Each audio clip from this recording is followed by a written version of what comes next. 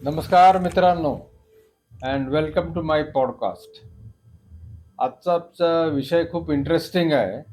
म्हणजे exploring a powerful question on how can a modern professional walk towards अध्यात्म with the help of healing and tarot. आणि हा आजकालचा खूप महत्त्वाचा विषय आहे, कारण यंग प्रोफेशनल्स किंवा यंग मुलांना हा नेहमी प्रश्न पडतो की अध्यात्म आणि टॅरोट हे how to balance these two things and these are the important tools for making your life a successful one and for the peace of mind. तर ह्या गोष्टीवर डिस्कशन करण्याकरता माझ्यासोबत आज दोन फार महत्त्वाचे गेस्ट आहे. एक मिस्टर निलेश महाजनजी नमस्कार. महाराज आणि एक सौ नीना कुलकर्णी आहेत. निलेश महाजन महाराज हे आध्यात्मिक गुरु आहे आणि ब्रह्मचैतन्य गोंदवलेकर महाराजांचे शिष्य आहेत आणि यांनी आतापर्यंत बऱ्याच रामकथा आणि भागवत कथा केलेल्या आहे आणि अत्यंत सुंदर पद्धतीने ते अध्यात्म अगदी सोप्या भाषेत करून सांगतात. आणि सौ नीना कुलकर्णी ह्या टॅरो कन्सल्टंट आहे आणि यांनी आतापर्यंत बऱ्याच लोकांना टॅरो कन्सल्टन्सी देऊन आणि बऱ्याच यंग प्रोफेशनल्सला सुद्धा त्यांच्या करिअरमध्ये कसं मार्गदर्शन होईल या दृष्टीने बरेच प्रयत्न केले आहे. त्यांचाही सक्सेस रेट खूप छान आहे. तर with this background let us start with the first question. मी निलेश महाजन महाराजांना प्रश्न विचारू शकतो की आजकालच्या जनरेशनमध्ये अध्यात्म म्हणजे एक्झॅक्टली काय तुम्ही सांगू शकाल? आजकालच्या जनरेशनला अध्यात्माचा अर्थ कळतच नाहीये. अध्यात्म म्हणजे आत्म्याला जाणून घेण्याची ती प्रोसेस आहे. म्हणजे आपलं हे नुसतं शरीर आणि आत्मा हे दोन वेगळे प्रकार आहेत. आणि शरीराला जाणणे म्हणजे मटेरियलिस्टिक गोष्टींकडे जाणे आणि आत्म्याला जाणणे म्हणजे अध्यात्म जाणणे आहे. आपलं खरं स्वरूप समजणे म्हणजे अध्यात्म आहे. आपण जन्मभर आपण जे नाही आहोत त्या हिशोबाने काम करतोय. त्यामुळे सगळीकडे प्रॉब्लेम्स होत आहेत, दुःखी आहोत आपण, जमत नाहीये काही, कारण आपल्याला स्वतःचं खरं स्वरूपच माहीत नाही.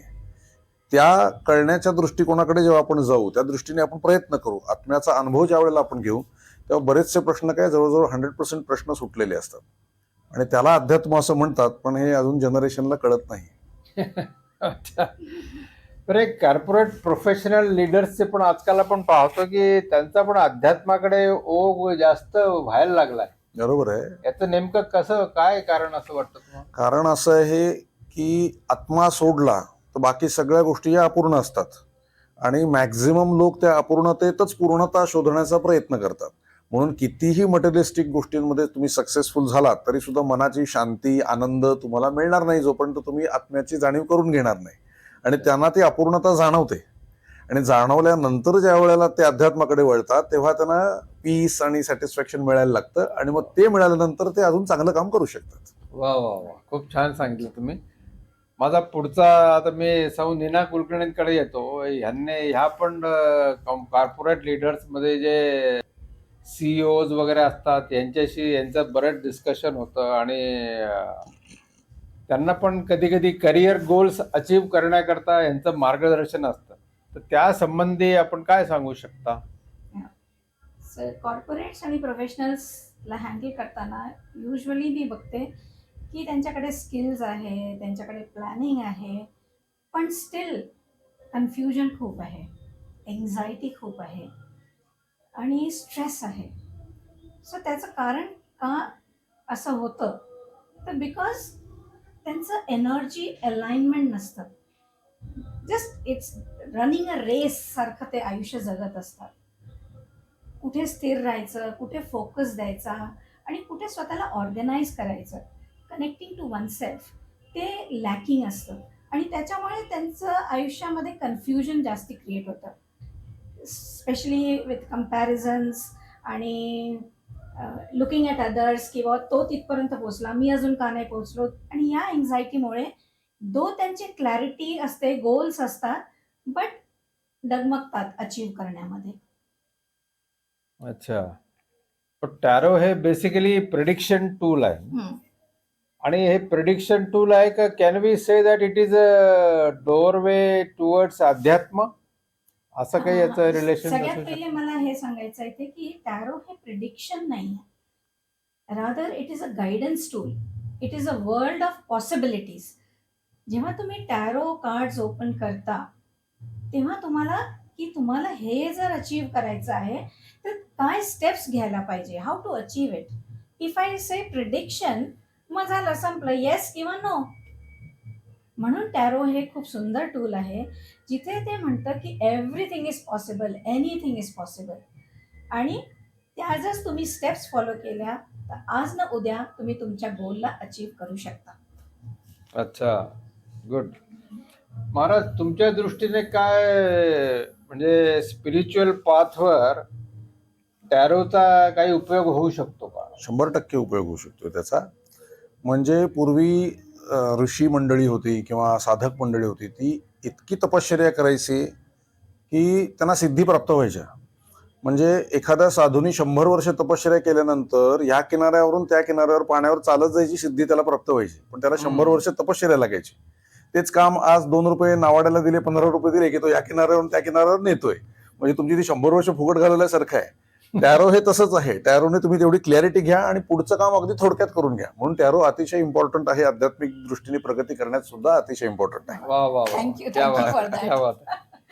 दॅट. आता आपण पुढच्या याच्याकडे वळू. या दोघांनी आपल्याला त्यांच्या स्पिरिच्युअलिटी आणि टॅरो याच्यावर बरीच क्लॅरिटी आपल्याला सांगितली आहे.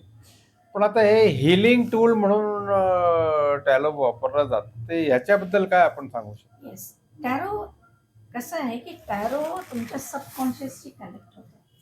सो जेव्हा आपण एक स्प्रेड करतो, कोणाला कुठे अडथळे आहे, चॅलेंजेस आहे, आणि ते आपण हारून नसतं जायचं की बा अरे हे हा रिपीटेड पॅटर्न आहे माझ्या आयुष्यातला, पैसा येतो पैसा जातो, मला प्रमोशन मिळतच नाही, माझा कित्येक वर्ष मी इथे स्टक आहे करिअरमध्ये किंवा इवन रिलेशनशिप्समध्ये. सो टॅरो जे आहे तुमच्या सबकॉन्शियसशी कनेक्ट होतं आणि फाइंड आउट करतं. डायग्नोस्टिक टूल म्हणू शकतो आपण त्याला, की प्रॉब्लेम कुठे आहे. आपण काय करतो युजली, आपण दुसऱ्याला पॉइंट आउट करतो की ह्याच्यामुळे असं झालं, त्या परिस्थितीमुळे असं झालं. बट ॲक्च्युली तसं नसतं. एव्हरीथिंग इज विदिन अस. सगळे आन्सर्स आपल्याकडेच असतात. आपण जर स्वतःवर वर्क केलं, स्वतःबद्दल आपण विचार केला की येस, मी कुठे कमी पडलो किंवा माझ्यामध्ये काय बदल आणण्याची गरज आहे, तो ऑटोमॅटिकली तुमचं हिलिंग होतं आणि तुमचे चॅलेंजेस पण क्लिअर होतात, ब्लॉक्स क्लिअर होतात. आणि तिथे टॅरो खूप सुंदर तुमच्या इनर सोलशी कनेक्ट होतं, त्या सबकॉन्शियस जे आपण म्हणतो. कार्ड्स इतकं सुंदर रिव्हील करतात की फॉर एक्झाम्पल, मी एक खूप साधं उदाहरण देते की एका मुलीला लग्न करायचं होतं. ती चांगली फेमस, म्हणजे जी चांगली वेल एज्युकेटेड, PhD सायंटिस्ट, आणि नुकतीच सेंट्रल गव्हर्नमेंट जॉबला लागलेली होती. आणि ती माझं लग्न होत नाहीये, लग्न होत नाहीये. तर आम्ही तिचं टॅरो रिडिंग केलं. तर जेव्हा मी टॅरो कार्ड्स काढले तर त्या कार्डमध्ये असं आलं की she is focusing on having a big bank balance. आता जेव्हा तुम्हाला बिग बँक बॅलन्स हा तुमचा फर्स्ट गोल आहे, प्रायोरिटी गोल आहे, आणि तुम्ही आत्ताच जॉबला लागले आहे, so naturally marriage becomes secondary. आणि मॅरेजमध्ये डिले होत होता. तिला जस्ट मी सांगितलं की कुठे फोकस शिफ्ट करायचं. विदिन 6 months शी गॉट मॅरिड.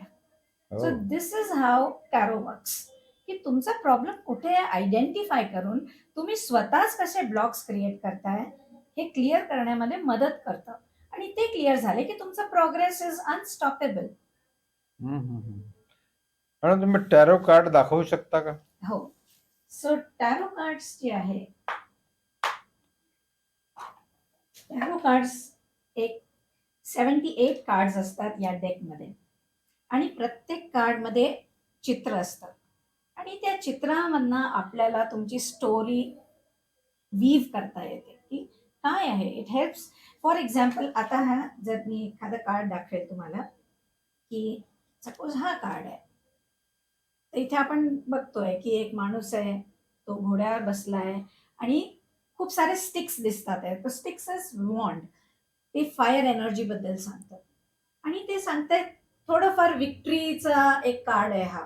की समथिंग अचीव केलं आहे. तर असं जेव्हा एखादं कार्ड तुमच्या रीडिंगमध्ये येतं, आम्ही ते रीड करतो आणि with the help of questions आम्ही क्लॅरिटी आणतो, की तुमच्या आयुष्यात काय चाललं आहे, काय प्रॉब्लेम्स असू शकतात, कुठे तुम्ही वर्क करण्याची गरज आहे. So many cards, each card tails a story, each card gives insight की कुठे वर्क करण्याची गरज आहे. मग एकदा ते डायग्नोसिस झालं की हीलिंग बिकम्स इझी. आता आपण हिलिंग विषयी तुम्ही आता विषय काढला हिलिंगचा, तर हे मॉडर्न हिलिंग टूल्स जे आहे, जसं रेकी किंवा लामा फेरा वगैरे, हे माणसाच्या स्पिरिच्युअल ग्रोथ करता कसे युजफुल ठरू शकतील? येस, आता ऍक्च्युली रेकी, लामाफेरा हे खूप जुने टूल्स आहे. ओनली थिंग, आणि ते आपल्या देशात ना, म्हणजे आपण पूर्वी पुष्कळशे आपण जेव्हा स्टोरीज लहान मुलांनाही सांगताना आपण बघितलंय की साईबाबा, गुरु नानक देव, ते कोणालाही असे हात लावायचे आणि त्यांचा आजार बरा व्हायचा, एखादा रोग दूर व्हायचा. तर हे काय होतं, हे जे आता हे आपण रेकी, लामाफेरा, हे हिलिंगच्या पद्धती होत्या. पण आता आपण त्याला सायंटिफिकली स्टडी करतो आणि त्या हिलिंग टेक्निक्समध्ये काही सिम्बल्स असतात. तर त्या एनर्जेटिकली आपल्या एनर्जीलाच आपण चॅनल करतो आणि हिलिंग करता मदत करतो. आणि एकदा तुमचा जो काही आतला द्वंद आहे तो क्लिअर झाला, की तुम्हाला हा विश्वास बसतो की येस, युनिवर्स इज देअर. तुमचा बिलीफ, तुमचा डाऊट क्लिअर होतो आणि फेथ जागृत होतो. अच्छा. त्याच्यामुळे हे जे हिलिंग टूल्स आहे, हे कारण काय होतं, माणूस याच्यातच राहतो की मला हे नाही मिळालं, माझ्यासोबत हे वाईट झालं, माझ्यासोबतच का असं घडतं. पण जेव्हा तुम्ही स्वतःला हील करता, तेव्हा तुम्ही त्या गोष्टीला, आपण असं नाही म्हणू शकत की विसरून जाल, पण त्याची इंटेन्सिटी कमी होते. इंटेन्सिटी कमी झाली की तुम्हाला तो दिसतं की येस, हे शरीर जे आहे, it is just that we have come for a travel, wearing some beautiful clothes, आणि ॲक्च्युली आपण ते नाहीच आहोत. So when we connect to our inner self, तर ते हिलिंग आणि स्पिरिच्युअल मार्गाकडे आपल्याला डायव्हर्ट करतं, आणि that is the best path to choose. वा वा, खूप छान तुम्ही हिलिंग बद्दल सांगितलं. महाराजांना मी विचारू शकतो की हे भक्ती करताना किंवा मेडिटेशन करताना, हे जे आपण आपल्या बॉडीला जे हिलिंगची जरूर असते, ह्याबद्दल आपण काही सांगू शकाल? मला वाटतं बॉडीला हिलिंगची गरज नाहीये, मनाला हिलिंगची गरज आहे. आणि भक्ती करणं म्हणजे स्वतःला विसरणं आहे भगवंताच्या स्मरणामध्ये, तर ती हिलिंग ऑटोमॅटिक होते. परंतु आता होतंय काय, भक्ती करताना स्वतःचंही स्मरण असतंय आणि देवाचंही स्मरण असतंय. मग जेव्हा स्वतःचे प्रश्न सुटत नाहीत, तर तुम्ही भक्तीमध्ये एकाग्र होऊ शकणार नाही. मग टॅरो सारख्या किंवा हिलिंग सारख्या पद्धतीने आधी तुम्ही स्वतःला हील करून घ्या. मग तुमचे प्रश्न जरा तीव्रता कमी झाली, शांतता झाली, की मग तुम्ही अध्यात्माकडे अगदी सहज वळू शकता. त्याला एक उदाहरण असं म्हणतात की उपाशी पोटी असलेल्याला परमार्थ सांगू नये, कारण त्याला खायची पडलेली आहे, तर तुम्ही त्याला ते सांगून उपयोग होणार नाही. तर त्याला आधी जेवण द्या, आणि जेवण झाल्यानंतर तुम्ही त्याला परमार्थ सांगा, तो नक्की करेल.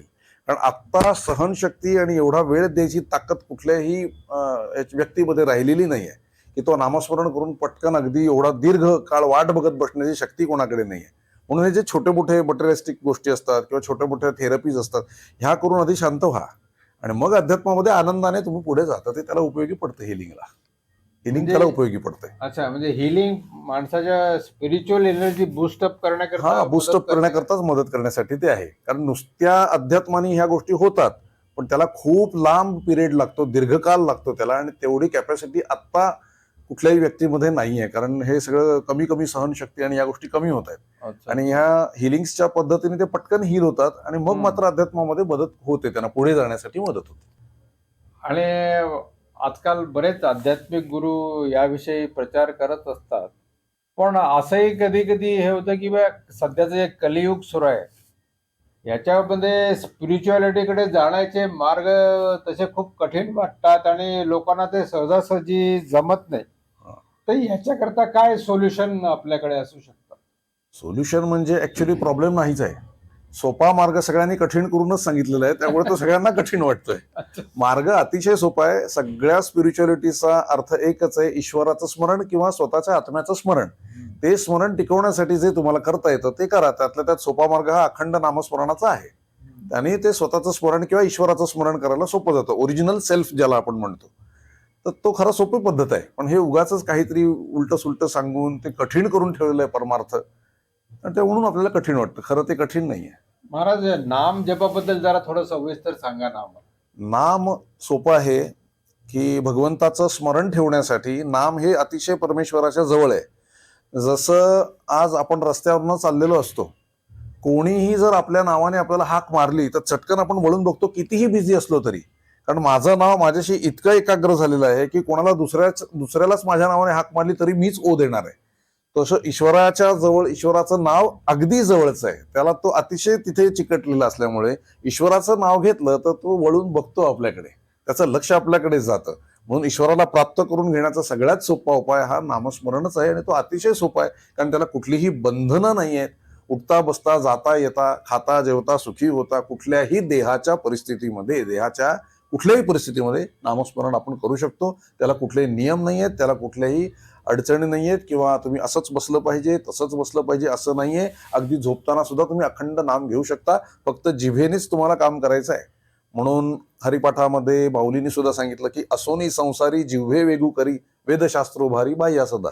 हरिमुखे म्हणा पुण्याची गणना कोण करी. हरिमुखे स्मरा म्हटलेलं नाहीये, हरिमुखे म्हणा म्हटलेलं आहे. आणि म्हणणं केव्हाही सोपं असतं.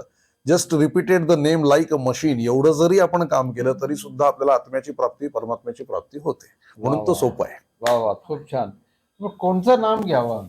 जे तुम्हाला आवडतं ते नाम घ्यावं. ते नाम तुम्ही खूप घेतल्यानंतर तुम्हाला सद्गुरू तुमच्या आयुष्यात येतात, मग मात्र सद्गुरूंनी दिलेलं नाम आपण घ्यायचं असतं. वा वा, बरोबर बरोबर. आता नीना मॅडमला मी विचारू शकतो की हे जे आता सध्याचं आपण डिस्कशन सुरू आहे की हिलिंग आणि टॅरो आणि स्पिरिच्युअलिटी यांचं डायरेक्ट कनेक्शन तुम्ही कसं करू शकता? सगळ्यात पहिले तर मी महाराजांचा आभार मानते की त्यांनी टॅरो आणि हिलिंग टूलला रेकग्निशन देतात आहे ते, की येस, की तुम्ही स्वतःला हील केलं तर तुमचा मार्ग सोपा होतो. तर हे म्हणजे खूप खूप धन्यवाद आहे तुम्हाला या गोष्टीबद्दल. नाहीतर लोकांना हे ॲक्सेप्टन्स नसतो की या मोडॅलिटीज किंवा हे सगळं कशा करता, म्हणजे हे ॲक्च्युली वर्क करतं का. पण खूप चांगले रिझल्ट्स आहेत.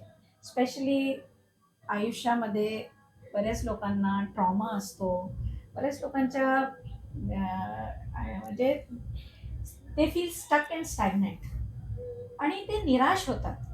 तर निराश होण्याची गरज नाही आहे. तुम्ही तुमच्यावर जर अशा काही मोडॅलिटीज यूज करून तुम्हाला स्वतःचं हिलिंग केलं तर तुम्ही म्हणजे हे आयुष्य खूप सुंदर जगू शकता. आणि इट इज अ ब्लेसिंग की आपण मनुष्य जन्म घेतला आहे या पृथ्वीवर. इतक्या सुंदर म्हणजे आपल्याला म्हणजे we are the best creatures. तर त्याचा छान उपभोग करून आणि हिलिंग जसं आपण आता सरांनी विचारलं, तर हिलिंगने काय होतं की तुमचे काही काही कार्मिक पॅटर्न्स असतात. तुम्ही जेव्हा जन्म घेता तेव्हा मागचं काही बॅगेज घेऊन येता. तर ते बॅगेज आपण पुढे न नेण्याकरता या जन्माचा आपण उपयोग करायचा, तर ते हील करायचं. आम्ही हिलिंग का सांगतो की तुम्ही जसं आपण एखादी फाईल क्लोज करतो की इथे तुम्ही क्लोज करा, याला पुढे कॅरी फॉरवर्ड नका करू, नाहीतर तुम्ही त्या मागच्या एपिसोड्समध्ये जगत राहाल आणि प्रोग्रेस मग खरंच होत नाही. त्याच्यामुळे तुमचे जे पास्ट लाईफ एक्सपिरियन्सेस आहे त्यांना एक क्लोजर द्या. आणि त्याचे टेक्निक्स आहेत, जसं होपोनोपोनो आहे. तुम्ही माफी द्या. सो ज्यांनी कोणी तुम्हाला असं वाटत असेल की तो वाईट वागला, त्याचं कारण मे बी मागच्या जन्माचं काहीतरी असेल तुमचं घेणं देणं. पण या जन्मात आपल्याला असं वाटतं तो माझ्याशी वाईट वागला, त्यांनी असं का केलं, माझ्यासोबत असं का झालं. तर ह्या फाईल्सला क्लोजर जर तुम्ही या जन्मात दिलं तर पुढे तुमचं सगळंच खूप सुरळीत होतं. म्हणून हिलिंगची गरज आहे. आणि छोट्या छोट्या कारणाला, डे टू डे एपिसोड्सला.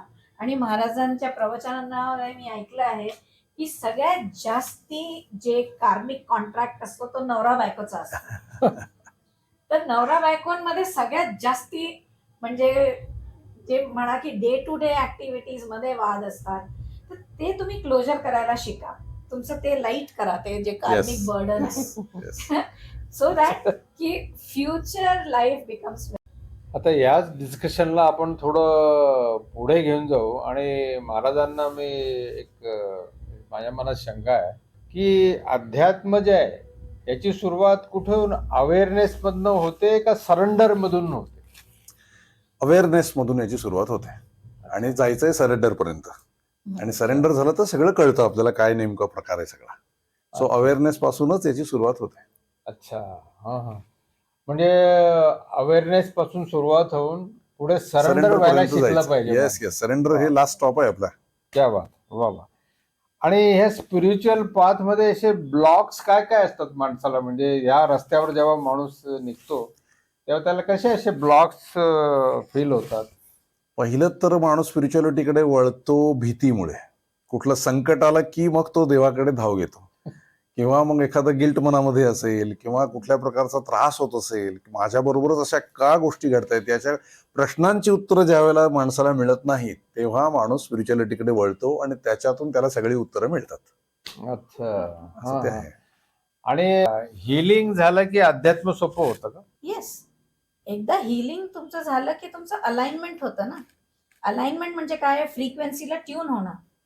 तर एकदा तुम्ही त्या हायर फ्रिक्वेन्सीला ट्यून झाले की अलाइनमेंट म्हणतो आम्ही त्याला. एक अच्छा अच्छा. याच्यावर मी एक उदाहरण देऊ इच्छितो. हा. म्हणजे बरेच लोक परमार्थामध्ये येतात, ते प्रश्न घेऊन येतात की आमच्या मुलीचं लग्न जमत नाही, आमच्या मुलाचं लग्न जमत नाही. मग आम्ही त्यांना काय सांगतो की तुम्ही एवढ्या एवढ्या संख्येचा जप करा किंवा हनुमान चालिसा म्हणा, तुमचं काम होईल. हम्म. आणि त्या स्पिरिच्युअलिटीमध्ये जाण्याकरता हे जे युनिव्हर्स आहे ते पटकन आधी त्यांचं काम करतं. म्हणजे त्यांची लग्न जमतात किंवा आजार झालेले असतील तर बरे होतात, मग त्यांचा विश्वास दृढ होतो आणि मग ते स्पिरिच्युअल पाथवर पुढे जातात. हम्म. सेम काम हिलिंग करतं. हिलिंग आधी तुमचे प्रश्न सोडवतं, मग तुम्ही अध्यात्मात पुढे जायला लागता. त्यामुळे हे एकच आहे.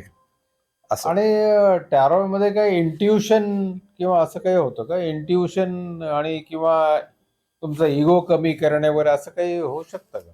टॅरो ऍक्च्युली तुमचा स्वतःचा इंटरनल जीपीएस आहे. तो अच्छा. तुम्हाला मार्ग दाखवतो. कारण अननोन जे तुम्हाला कधी कधी सबकॉन्शियस मध्ये तुम्हालाही माहित नसतं. याला आम्ही म्हणतो की टॅरो कसं इनर जीपीएस का म्हणतो आम्ही? काही काही घटना तुम्हाला चाइल्डहुडमध्ये झालेल्या असतात, बालपणामध्ये झालेल्या असतात. त्याचा विसर पडतो, पण ते एम्बेडेड असतं. एक फॉर एक्झाम्पल पाण्याची भीती किंवा शाळेमधला एखादा विषय, अ, तो जेव्हा आपण मोठं होतो तर ती भीती कायम राहते, ती जात नाही.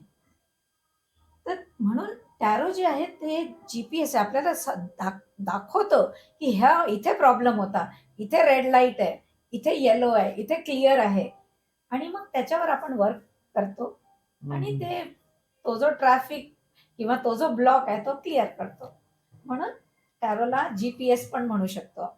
अच्छा अच्छा अच्छा. आणि रोजच्या आपल्या तुमच्या टॅरो किंवा आध्यात्मिक प्रॅक्टिस करता हे ग्राउंडिंग हम्म. किंवा नाम जप, चॅन्टिंग ह्या गोष्टी फार बेसिक जरुरी आहेत असं वाटतं? अतिशय जरुरी आहे. चॅन्टिंग वगैरे असणं तर अतिशय जरुरी आहे. चॅन्टिंगमुळे ग्राउंडिंग होतं आणि अच्छा. ग्राउंडिंग झालेलं असेल तर चॅन्टिंग करायला मदत होते. मदत होते. असं ते आहे. ग्राउंडिंग बद्दल जरा थोडं हो, सांगा. ग्राउंडिंग म्हणजे कसं असतं की सपोज आता आपल्याला आपण एखादा क्लास जॉईन केला, मेडिटेशन क्लास, आणि मग आपण इकडे धावपळ करून ऑफिसमधनं जस्ट पोचलोय, कसं बरेच फेस वॉश करून आपण बसतो.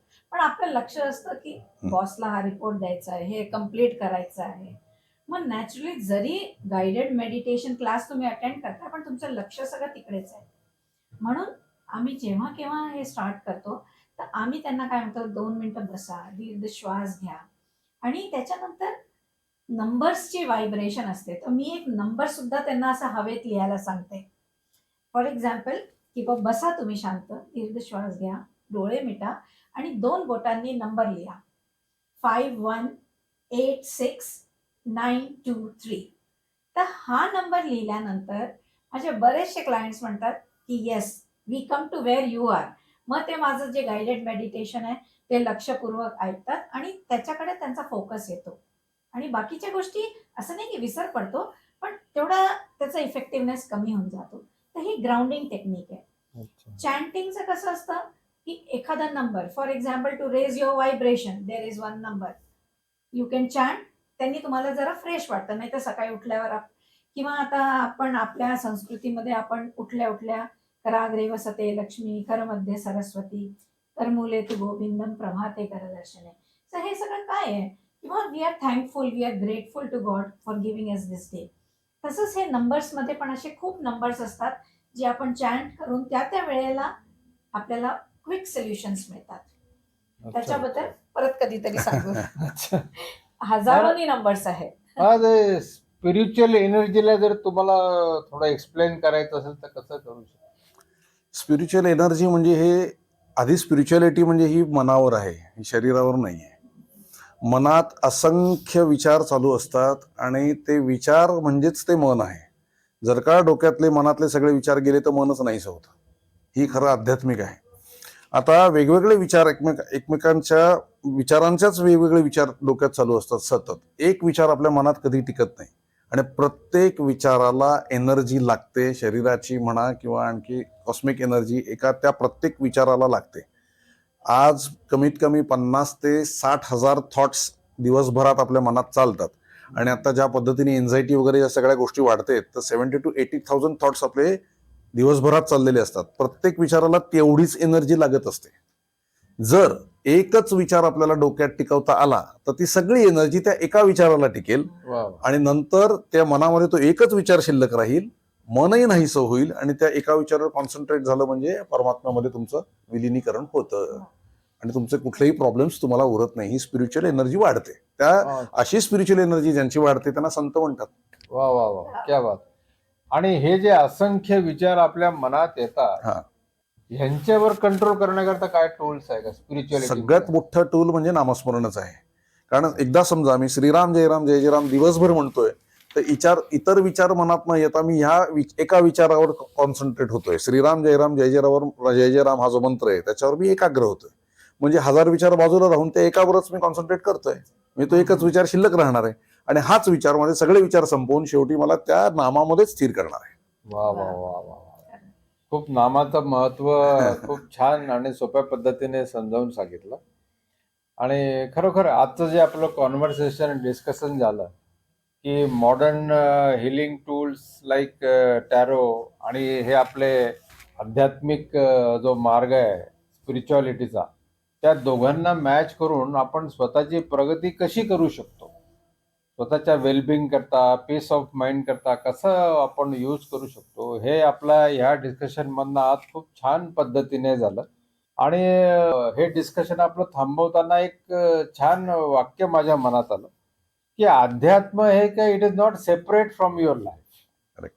And tarot and healing are the powerful bridges that bring us back to our self. स्वतःकडे स्वतःची शक्ती वळवण्याकरता, स्वतःचं आत्मदर्शन करण्याकरता ह्या दोघही गोष्टींची आपल्याला फार जरुरी आहे. आणि खरोखर मी दोघांचेही आभार मानतो, निलेश महाराजांचे आणि सौ नीना कुलकर्णी यांनी, की यांनी सोप्या भाषेत आणि खूपच छान पद्धतीने आपल्याला दोघांचं अमलगमेशन करून एक माहिती दिली आहे. सगळ्यांचे खूप खूप धन्यवाद. थँक्यू. थँक्यू. थँक्यू.